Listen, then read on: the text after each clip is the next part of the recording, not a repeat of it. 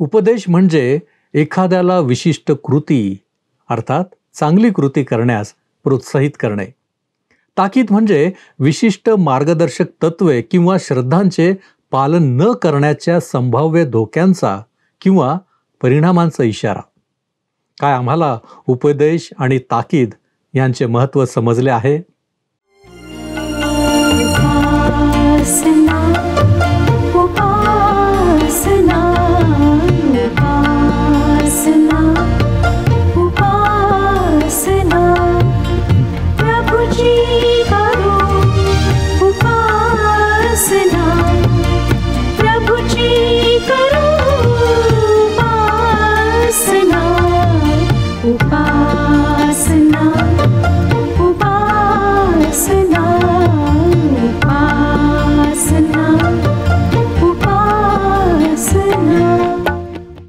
उपस्थित सर्व बंधू आणि भगिनींनो, उपासना कार्यक्रमामध्ये आपले हार्दिक स्वागत. प्रियांनो, लहान असो किंवा मोठा, सर्वांना मार्गदर्शन आणि सुधारणेसाठी संधी हवी असते. आजच्या आपल्या अध्ययनाचे शीर्षक आहे उपदेश आणि ताकीद. प्रियांनो, आजच्या अध्ययनात आपण काही महत्त्वपूर्ण गोष्टी शिकणार आहोत, ज्या आमच्या जीवनात आम्हाला सदैव मार्गदर्शक ठरणार आहेत. या गोष्टी म्हणजे आत्मसंयमनाचे महत्त्व, मुलांसाठी शिस्तीचे महत्त्व, सभोवतालच्या परिस्थितीची जाणीव ठेवणे आणि पापी लोकांचा सहवास टाळणे इत्यादी. तर मग चला प्रियांनो, आपण आपल्या अध्ययनाची सुरुवात करूया. श्रोत्यांनो, मागच्या कार्यक्रमामध्ये नीतिसूत्रे ह्याच्या 22व्या अध्यायाला आम्ही सुरुवात केली. 3ऱ्या वचनापर्यंत आम्ही विचार केला. आज 4थ्या वचनापासून पुढची वचने आम्ही पाहणार आहोत. नीतिसूत्रे 22वा अध्याय 4 पासून 6 वचने वाचूया. नम्रता व परमेश्वराचे भय यांचे पारितोषिक धन, सन्मान व जीवन होय. कुटील मनुष्याच्या मार्गात काटे व पाश असतात. ज्याला जीवाची काळजी असते त्याने त्यापासून दूर राहावे. मुलाच्या स्थितीस अनुरूप असे शिक्षण त्याला दे, म्हणजे वृद्धपणीही तो त्यापासून परावृत्त होणार नाही. श्रोत्यांनो, फार स्पष्टपणे वचन आम्हाला सांगतं की नम्रता व परमेश्वराचे भय यांचे पारितोषिक प्रत्येक मानवाला प्राप्त होते, आणि ते म्हणजे धन, सन्मान व जीवन. आपण हे अनुभवून पाहू शकता. परंतु जो कुटील मनुष्य असतो त्याच्या मार्गात काटे आणि पाश असतात. ज्याला जीवाची काळजी असते त्याने त्यापासून दूर राहावे. आणि ह्या ठिकाणी हा लेखक 6व्या वचनात आम्हाला हे सांगत आहे की देवाची इच्छा मुलाने एका विशिष्ट मार्गाने जावे अशी आहे, आणि पालकांनी तो मार्ग शोधायला हवा व त्या मार्गाने चालण्याचे त्याला शिक्षण दिले पाहिजे. स्वतःच्या इच्छेनुसार नाही, तर देवाच्या इच्छेनुसार त्याला वाढवायला हवे. पुढे 7 पासून 13 वचने वाचूया. तो म्हणतो, धनिक मनुष्य निर्धनांवर सत्ता चालवितो, ऋणको धनकोचा दास होतो. जो दुष्कर्म पेरितो तो अनर्थाची कापणी करीतो. त्याच्या क्रोधाचा सोटा व्यर्थ होईल. ज्याची दृष्टी उदार त्याचे कल्याण होते, कारण तो आपल्या अन्नातून गरिबास देतो. उन्मत्तपणा करणाऱ्यास घालून दे, म्हणजे भांडण मिटेल आणि कलह व अप्रतिष्ठा ही बंद पडतील. ज्याला मनाची शुद्धता आवडते, ज्याची वाणी कृपामय असते, अशाचा मित्र राजा असतो. परमेश्वराचे नेत्र ज्ञानाचे रक्षक आहेत, पण विश्वासघातक्याचे शब्द तो व्यर्थ करीतो. आळशी म्हणतो, बाहेर सिंह आहे, भर रस्त्यावर मी ठार होईन. श्रोत्यांनो, ह्या सर्व वचनांची प्रचिती आम्हाला रोजच्या जीवनामध्ये येते. 13व्या वचनावर विचार करूया. मला वाटतं आळशी व कामचुकार लोकांजवळ सबबीची कमी नसते. मागे आपण वाचले की आळशी माणूस थंडीची सबब सांगून शेत नांगरायला जात नाही, आणि आता नवीन सबब सिंहाची आहे, अर्थात तीही खोटीच आहे. आळस फक्त कामाच्या बाबतीत असतो असे नाही, तो आमच्या आत्मिक जीवनाविषयी देखील असतो. प्रार्थना करायचा, पवित्र शास्त्र वाचायचा आम्हापैकी कित्येकांना आळस वाटतो. मग झोप आली, खूप थकलो, वेळच मिळत नाही, पहाटे खूप थंडी असते म्हणून प्रार्थनेसाठी उठावेसे वाटत नाही, असल्या अनेक सबबी आमच्या अनेकांच्या ओठावर अगदी नकळत येतात. पण या आळसामुळे आम्ही देवबापाने दिलेले अनेक उत्कृष्ट आशीर्वाद गमावत आहोत, हे ह्या आळशांना समजत नाही.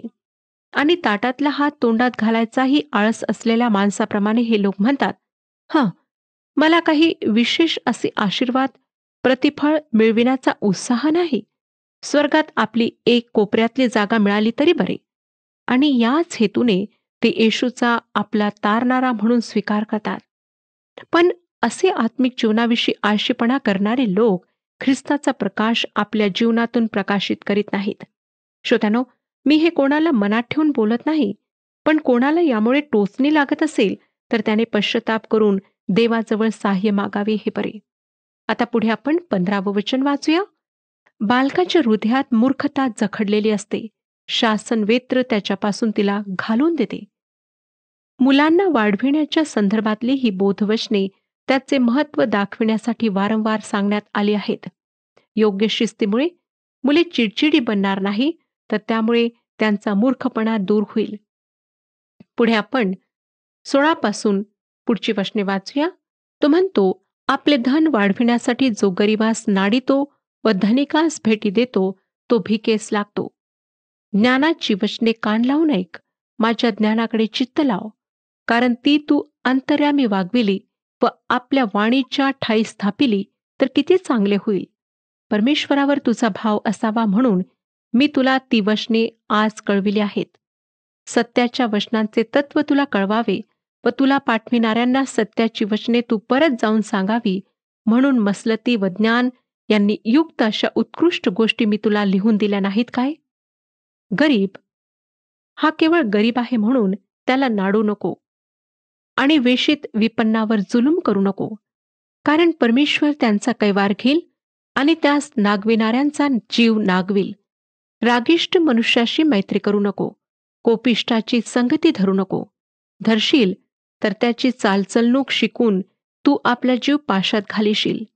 हातावर हात मारणारे व कर्जाला जामीन होणारे यातला तू होऊ नको. तुझजवळ कर्ज फेडण्यास काही नसले म्हणजे तुझ्या अंगखालचे अंथरूण काढून तो नेईल, अशी पाळी तू का येऊ द्यावी? तुझ्या पूर्वजांनी घातलेली मेर सारू नको.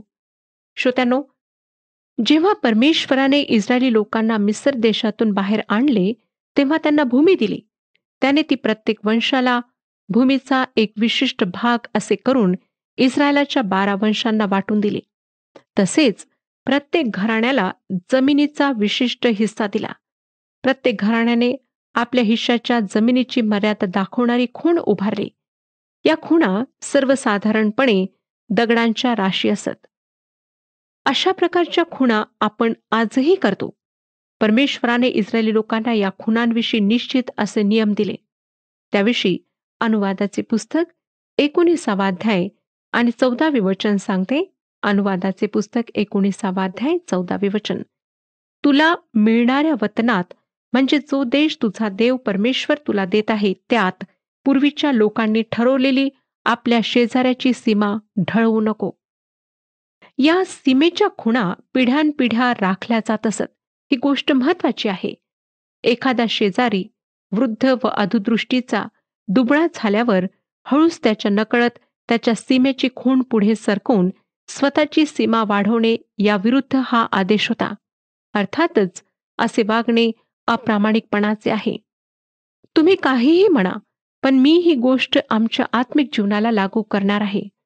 मला खात्रीने वाटतं श्रोत्यांनो, की आमच्या ख्रिस्ती विश्वासाच्या खुणा ढळवल्या गेल्या आहेत. पहिल्यांदा त्या आधुनिकीकरणाने व आता त्या उदारमतवादाने ढळवल्या जात आहेत. उदारमतवादी लोक म्हणतात, ही जुनी सीमारेषा हा ख्रिस्ती सिद्धांत प्रेषित पौलाच्या काळात शिकवला जात होता. तो आता आमच्याकरिता सुसंगत नाही. आम्ही इतके शिकलो आहोत की आम्हाला आता पवित्र शास्त्र ईश्वरी प्रेरणेने लिहिले गेले या सिद्धांताची गरज नाही. आम्ही तो सोडून देऊ शकतो आणि आम्ही ख्रिस्ताच्या देवत्वाचा सिद्धांतही सोडून देऊ शकतो. हे ख्रिस्ती विश्वासाचे ठळक असे सिद्धांत आधुनिकीकरणाच्या हव्यासामुळे निरर्थक ठरविण्याचा मोठा प्रयत्न झाला आहे. मला असे म्हणायचे आहे की आम्ही आमच्या विश्वासाच्या जुन्या सीमारेषांच्या खुणांकडे परत जायला हवे, ज्या सीमारेषांच्या खुणांनी या देशाला किंवा जगाला महान बनवले. नैतिक मूल्ये, आध्यात्मिक सत्ते जे पवित्र शास्त्रावर आधारित होते ते सर्व मिटविण्यात आले आहेत. आता आमच्यासमोर जे प्रश्न आहेत त्याची उत्तरे कोणी सोम्या कोम्या देऊ लागला आहे. ती उत्तरे सामाजिक व मानसशास्त्रीय असतात. पण कोणी पवित्र शास्त्रीय उत्तरे दिल्याचे मी ऐकले नाही. मला वाटतं की आम्ही आमच्या जुन्या खुणांकडे परत जायला हवे. प्रिय श्रोत्यानो, तुमच्या ख्रिस्ती विश्वासाच्या खुणा कोणत्या आहेत? तुम्ही स्वतः त्या जाणता काय? की आधुनिकता व उदारमतवाद यांच्या प्रवाहात तुम्ही स्वतःला झोकून दिले आहे? पवित्र शास्त्र ईश्वरी प्रेरणेने लिहिलेले आहे. हा सिद्धांत येशूचा जन्म, पुनरुत्थान व त्याचे वधस्तंभावरील मरण याविषयीचे सिद्धांत, प्रायश्चिताविषयी, देवाच्या वैशिष्ट्यांविषयीचे सिद्धांत, त्रैक्य व पवित्र आत्मा यांच्याविषयीचे सिद्धांत, बाप्तिस्मा व विश्वासांगीकार याविषयीचे सिद्धांत, सार्वकालिक न्याय व ख्रिस्ताचे पुनरागमन याविषयीचे सिद्धांत, या सर्व मूलभूत सिद्धांतांची तुम्हा स्वतःला कितपत माहिती आहे? या सर्व गोष्टी तुमच्या ख्रिस्ती विश्वासाचा पाया आहेत. तो पाया मजबूत असणे तुमच्या आत्मिक जीवनाकरिता जरुरीचे आहे. म्हणून आपल्या ख्रिस्ती विश्वासाच्या सिद्धांताविषयी अडाणी व आळशी असू नका. नीतिसूत्राचा लेखक या पुस्तकाच्या 22व्या अध्यायातील 29व्या वचनात लिहितो, आपल्या धंद्यात चपळ असा कोणी तुला दिसतो काय? त्याचे स्थान राजासमोर आहे, हलकट लोकांसमोर नाही. परमेश्वर उद्योगी माणसाला प्रतिफळ देईल असे हे वचन आम्हाला सांगते. प्रभू येशूने आम्हाला सार्वकालिक जीवनातली शाबासकी, शाबास, भल्या व विश्वासू दासा अशी देणार आहे. ही त्याची शाबासकी तुम्ही किती काम केले, किती कठोर परिश्रम केले, किती जणांना तुम्ही साक्ष दिली यावर अवलंबून असणार नाही, तर त्याने तुम्हाला दिलेल्या सेवेत तुम्ही किती विश्वासू राहिला यावर अवलंबून असणार आहे. मग ते तुमचे काम गृहिणीचे, मातेचे का होईना, त्यातील तुमचा विश्वासूपणा तो पारखणार आहे. मोशेची आई या प्रकारे विश्वासू होती व तिचे नाव पवित्र शास्त्रात नोंदलेले आहे. विश्वासूपणाबद्दल प्रतिफळ निश्चितच मिळेल. या विश्वासूपणात ज्या गोष्टी आहेत त्याचे वर्णन पौलाने रोमकरास पत्र 12 अध्याय 10 आणि 11 या वचनांमध्ये केलेले आहे. रोमकरास पत्र 12 अध्याय 10 आणि 11 वचने. तो म्हणतो, ममतेने एकमेकांवर बंधुप्रीती करणारे, आदर सत्कार करण्यात एकमेकांमध्ये पुढाकार घेणारे, आस्थेविषयी मंद नसणारे, आत्म्यात उत्सुक, प्रभूची सेवा करणारे असे व्हा.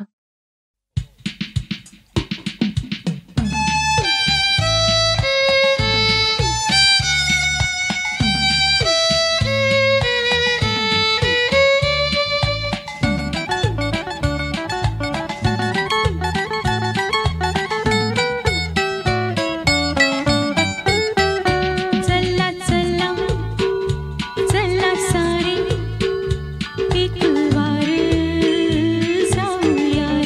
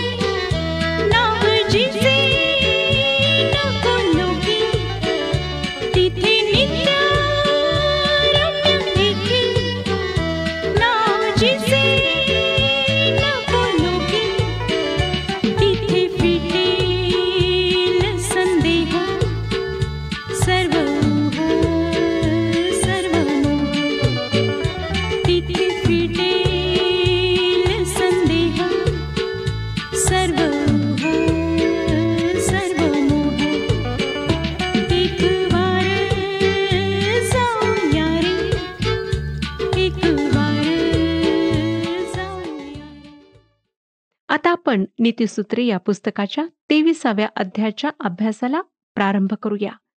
या अध्यायात तरुणासाठी बोधवचने दिलेली आहेत. 23वा अध्याय 1 ते 3 वचने.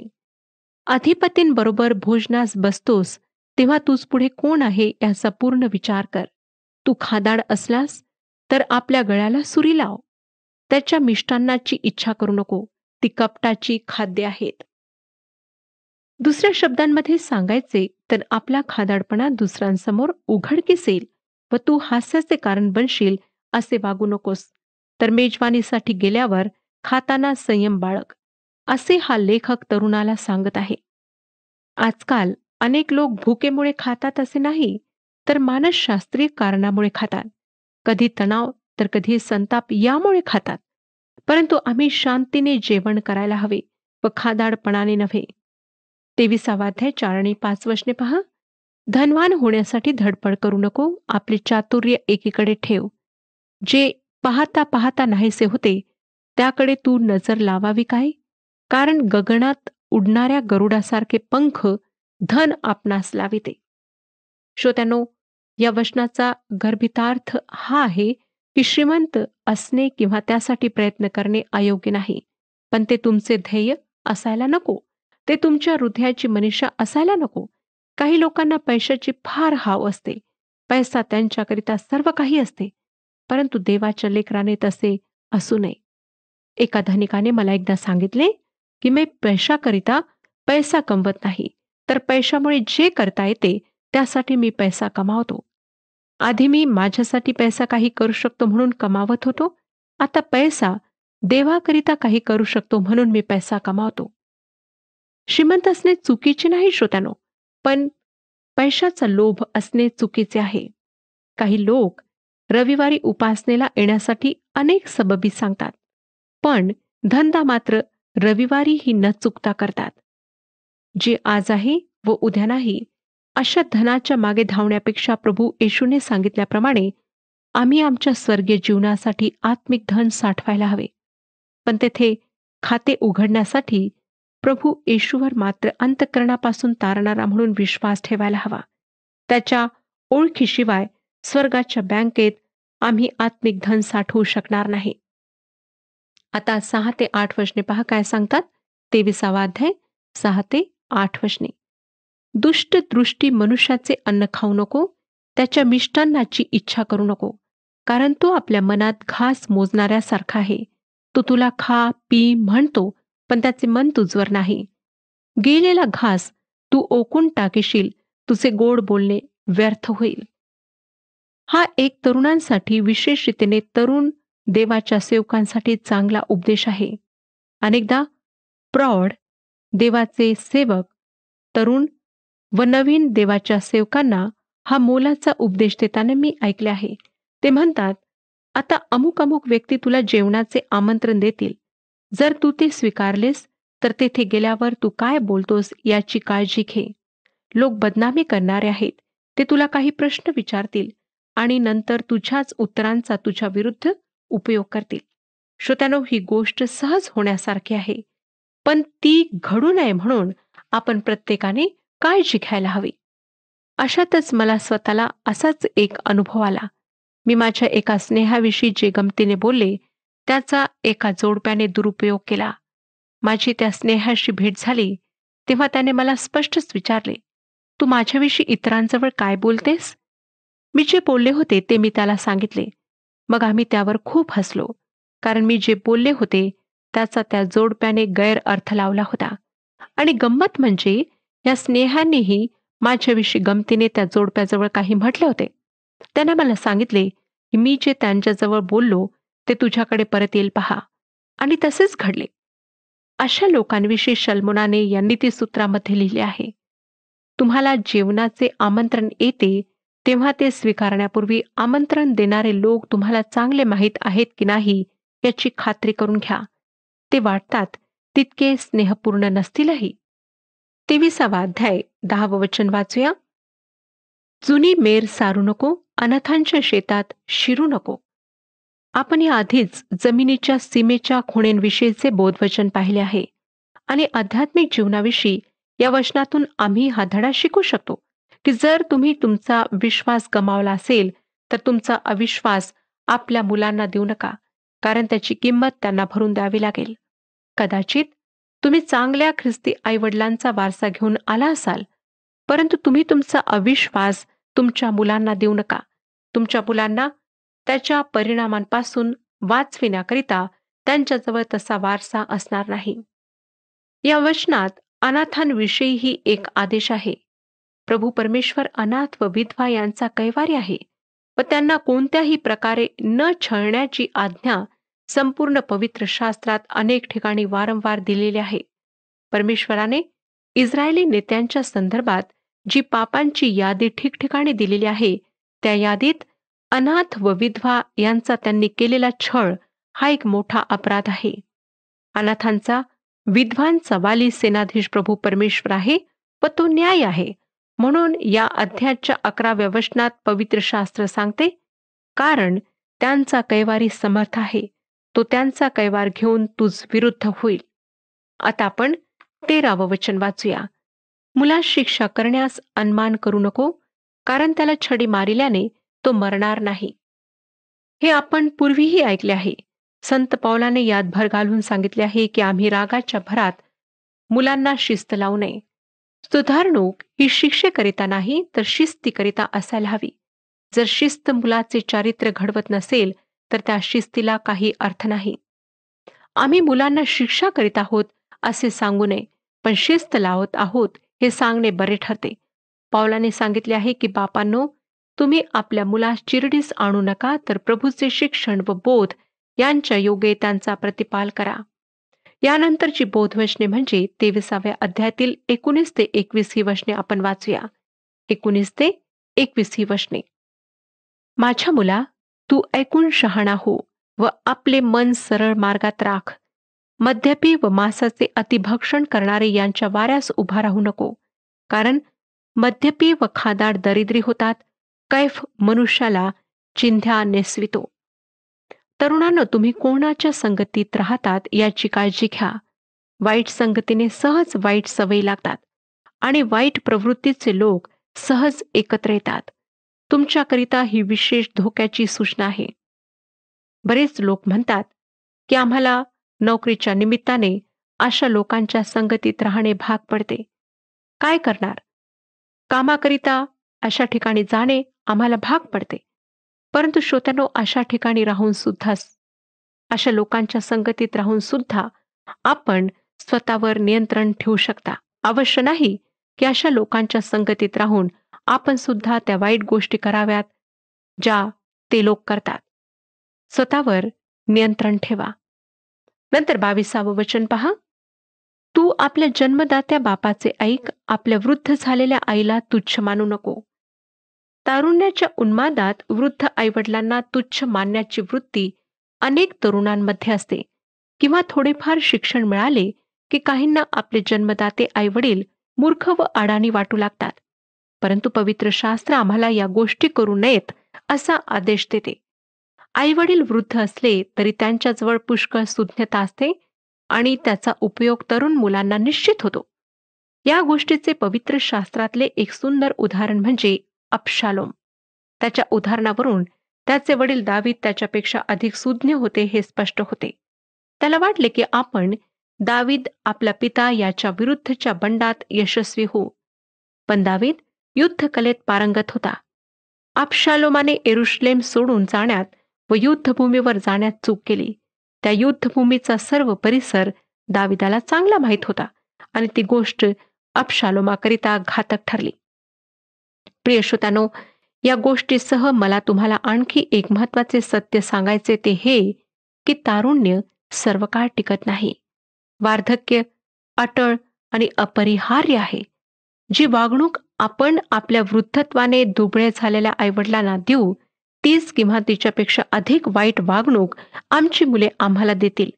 परमेश्वराला अन्यायाचा वीट आहे आणि मला वाटतं की आईवडिलांच्या दुबळेपणाचा फायदा घेऊन त्यांना छळणे हाही एक अन्यायच आहे आणि त्याचा जाब तुम्हाला एक दिवस परमेश्वरासमोर निश्चितच द्यावा लागेल. त्याच्या वचनाच्याद्वारे परमेश्वर आपणाशी बोललेला आहे. परमेश्वर आपणा सर्वांस आशीर्वाद देव.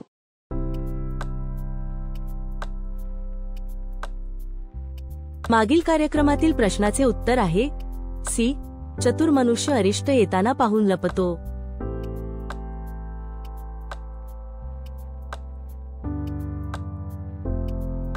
आजचा प्रश्न, आपल्या गळ्याला सुरी लाव असे कोणास सांगण्यात आले आहे? ए. खादाडाला, बी. मूर्खाला, सी. राग करणाऱ्याला, डी. बडबड करणाऱ्याला.